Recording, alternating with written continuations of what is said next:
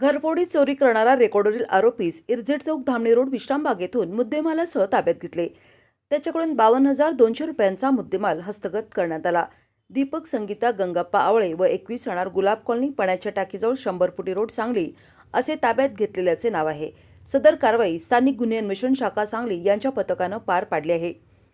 स्थानिक गुन्हे अन्वेषण शाखेकडील सहाय्यक पोलीस फौजदार अनिल ऐनापुरे यांचं पथक इरझेड चौक धामणी रोड विश्रामबागमध्ये पेट्रोलिंग करीत असताना सहाय्यक पोलीस फौजदार अनिल ऐनापुरे यांनी विश्रामबाग पोलीस ठाण्याचे रेकॉर्डवरील आरोपी दीपक आवळे हा पाठीवर सॅक अडकवून चालत चाललेला दिसला।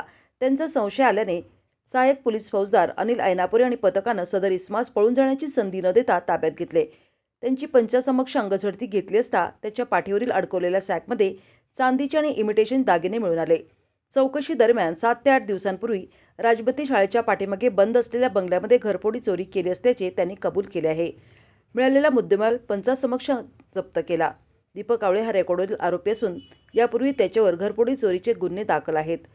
आरोपी आणि जप्त मुद्देमाल पुढील तपासकामी विश्रामबाग पोलीस ठाण्याकडे वर्ग करण्यात आला असून पुढील तपास विश्रामबाग पोलीस ठाणे करीत आहे।